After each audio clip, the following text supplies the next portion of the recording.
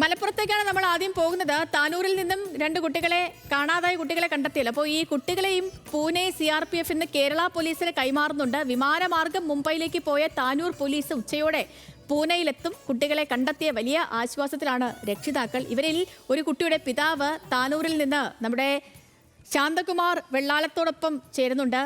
ശാന്തകുമാർ, കുട്ടികളെ കണ്ടെത്തിയതിൻ്റെ ആശ്വാസത്തിൽ തന്നെയായിരിക്കും ആ കുടുംബം. കാരണം ആ കഴിഞ്ഞ 2 ദിവസമായി ആ കുടുംബം എത്രത്തോളം ടെൻഷൻ അനുഭവിച്ചിരുന്നു എന്നുള്ളത് നമുക്ക് മനസ്സിലാക്കാവുന്നതേ ഉള്ളൂ.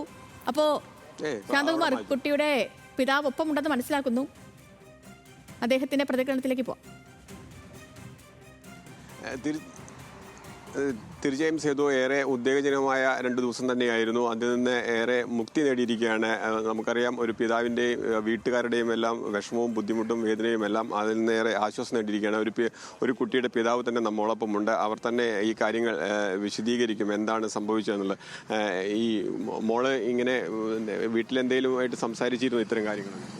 ഇല്ല, പോണതൊന്നും പറഞ്ഞിട്ടില്ല ഇതുവരെയായിട്ട്. പരീക്ഷയ്ക്ക് പോയതാണ്, ഇവിടുന്ന് സ്കൂൾ യൂണിഫോമിൽ പോയതാണ്. സാധാരണ പോലെ ഹാപ്പിയായിട്ട് പോയതാണ് അവർ. എന്തോ വീട്ടിലെ ചില പ്രശ്നങ്ങളുണ്ടെന്നൊക്കെയാണ് കുട്ടി പോലീസിനോടൊക്കെ പറഞ്ഞിട്ടുള്ളത്. അത്തരം എന്തെങ്കിലും കുട്ടികളുടെ ആവശ്യങ്ങളോ മറ്റെന്തെങ്കിലും ഉണ്ടായിരുന്നു? ഇല്ല, അവർ ഈ മുടി സ്ട്രൈറ്റ് ചെയ്യിക്കണം, പിരിക ത്രെഡ് ചെയ്യണം, ഡ്രസ്സ് മാറ്റണം എന്നൊക്കെ ഉള്ളൊരു ആളാണ് അവൾ.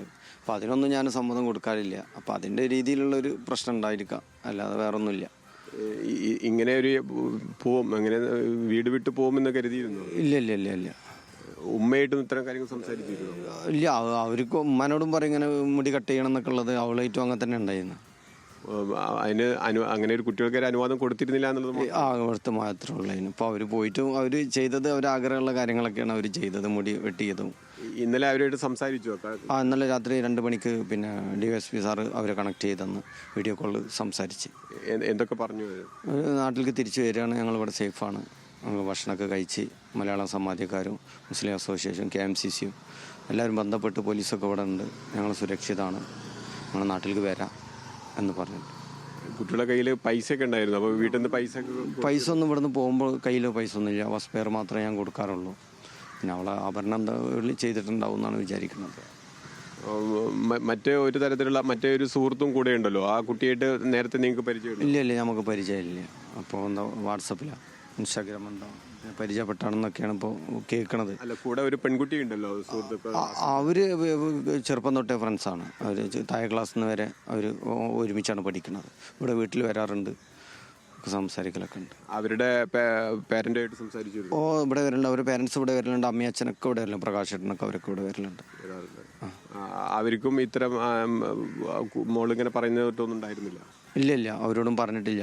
കുട്ടിക്ക് ഇപ്പോൾ പരീക്ഷ ഉണ്ടെന്ന് പറഞ്ഞിട്ട് അവർ 2 പാടെ പോകുന്നതാണ്. ഇവിടുന്ന് അവർ കൂടെ പോയതാണ്. മകളും അച്ഛനും അമ്മയൊക്കെ കൂടിയാണ് ഇവിടുന്ന് ഓട്ടോയിൽ കയറി പോയത്. അവരവിടെ ക്യാൻറ്റീനിൽ വിട്ടുകൊടുത്തുകൊണ്ട് അവർ പോയി. പക്ഷെ അവർ പരീക്ഷ ഹാളിൽ കയറാതെയാണ് അവരിങ്ങോട്ട് പോയത്. എങ്ങനെയാണെന്ന് അറിയുന്നത് ഈ കുട്ടി ഇവിടുന്ന് പോയി എന്നുള്ളത്? അത് പിന്നെ പരീക്ഷ ഹാളിൽ നിന്ന് ടീച്ചർ വിളിച്ചിന്ന്, പിന്നെ കുട്ടി ഇതുവരെ എത്തിയിട്ടില്ല എന്ന് പറഞ്ഞ്. അപ്പോഴാണ് ഞങ്ങൾ പിന്നെ പോണ വഴിയും കാര്യങ്ങളൊക്കെ അന്വേഷിച്ചത്. പിന്നെ 5:30 മണിയായതുകൊണ്ട് തിരിച്ചെത്താത്തത് കൊണ്ട് ഞങ്ങൾ പോലീസ് സ്റ്റേഷനിൽ പോയിട്ട് CI സാറെ കണ്ട് കംപ്ലൈൻറ്റ് പറയുമായിരുന്നു. പോലീസ് എന്താണ് ഇപ്പോൾ അവസാനം പറയുന്നത്? പോലീസ് പിന്നെ അവർ നല്ല പ്രയത്നിച്ചിരിക്കണം. കാരണം അവർ നമ്മൾ കേസ് പറഞ്ഞ പാടെ തന്നെ അതിനുള്ള കാര്യങ്ങൾ, കുട്ടികളെ കണ്ടെത്താനുള്ള കാര്യങ്ങളൊക്കെ ചെയ്ത്, പിന്നെ ഇന്നലെ ഉച്ചയോടുകൂടി DYSP സാറ് കേസ് ഏറ്റെടുത്ത് നമുക്ക് കുട്ടികളെ കണ്ടെത്തും, നിങ്ങളെ കുട്ടികളെ തിരിച്ചെത്തി തരാമെന്ന് ഉറപ്പ് സാറ് തന്നിട്ടുണ്ട്. അതിന് കേരള പോലീസിന് വളരെയധികം നന്ദിയുണ്ട്. അവരുടെ ഡ്യൂട്ടി ടൈം കഴിഞ്ഞിട്ട് അവർ ഒരുപാട് കഷ്ടപ്പെട്ടിട്ടാണ് നമ്മളെ കുട്ടികളെ സേഫായിട്ട് അവർ തന്നിട്ടുള്ളത്. എല്ലാവരും, മീഡിയ, പിന്നെ മലയാള സമാധി, എല്ലാവരും ഇതിന് ഒരുപാട് കഷ്ടപ്പെട്ടിട്ടുണ്ട്. ഇന്ന് രാവിലെ കുട്ടികളോട് സംസാരിക്കാൻ പറ്റിയോ? ഇല്ല, ഒന്നും സംസാരിച്ചിട്ടില്ല. ഫോണിൽ സംസാരിച്ചിട്ടില്ല? ഇല്ല. ഇപ്പോൾ പൂനെയിൽ തന്നെയാണ്? പൂനെ റെയിൽവേ സ്റ്റേഷനിലുണ്ട്, RPF ഓഫീസിലുണ്ട് എന്ന് പറഞ്ഞു. RPF ഓഫീസറും ഇന്നലെ വിളിച്ചിരുന്നു. മോള് സംസാരിച്ചപ്പോൾ ഈ ബുദ്ധിമുട്ടുകളൊക്കെ പറഞ്ഞിരുന്നോ? ഇങ്ങോട്ട് വരാനുള്ള? ഇല്ല, വരാനുള്ള ബുദ്ധിമുട്ടുണ്ട്, ഞങ്ങൾ നാട്ടിൽ വരാം എന്നവർ പറഞ്ഞു. മോളുടെ പ്രശ്നങ്ങളൊന്നും ഉണ്ടാവില്ല എന്നുള്ളത് അങ്ങോട്ട് പറഞ്ഞ് അവൾ ഹാപ്പിയിലാണ്. നമ്മളൊക്കെ മുൻമുനെ നിർത്തിക്കൊണ്ട് അവർ ഹാപ്പിയാണ്. ഇപ്പോഴും പഠിക്കലോ? കുഴപ്പമില്ല, പഠിക്കുന്ന ആൾ തന്നെയാണ്. പരീക്ഷയ്ക്കൊക്കെ തയ്യാറെടുപ്പ് നടത്തിയിരുന്നു. ഇതിനിടയിലാണ് ഇങ്ങനെ ഒരു സംഭവം ഉണ്ടായത്. ഏറെ ആശ്വാസകരമായല്ലോ? ആശ്വാസം തന്നെയാണ്. സേതു, അതുതന്നെയാണ് ഒരു പിതാവിൻ്റെ വാക്കുകളാണ് നമ്മൾ കേട്ടത്. കഴിഞ്ഞ 2 ദിവസം ഏറെ വിഷമത്തോടു കൂടി ഏറെ ഉദ്വേഗജനകമായി നിന്നിരുന്ന ഒരു കുടുംബവും പിതാവും തന്നെയാണ്. അവർക്ക് ഏറെ ആശ്വാസം നൽകുന്ന അത് തന്നെയാണ്. ഇന്നലെ മകളുമായി സംസാരിച്ചു. ഇന്ന് പോലീസ് അവിടെ എത്തുന്നുണ്ട്. ഇപ്പോൾ പൂനെ CRPFിൻ്റെ പക്കലാണ് ഈ കുട്ടികളുണ്ടായിരുന്നത്. രാവിലെ അവരെ അടുത്തുള്ള കെയർ ഹോമിലേക്ക് മാറ്റിയിട്ടുണ്ട് എന്നുള്ള വിവരമാണ് നമുക്ക് ഏറ്റവും പുതുതായിട്ട് ലഭിക്കുന്നത്. 12 മണിയോടുകൂടി കേരള പോലീസ് പൂനെയിലെത്തും. അതിനുശേഷം കുട്ടികളെ വാങ്ങി ഇങ്ങോട്ട് കേരളത്തിലേക്ക് ഇന്ന് തന്നെ തിരിക്കും എന്ന് തന്നെയാണ് അറിയാൻ കഴിയുന്നത്. ശരി ശാന്തകുമാർ.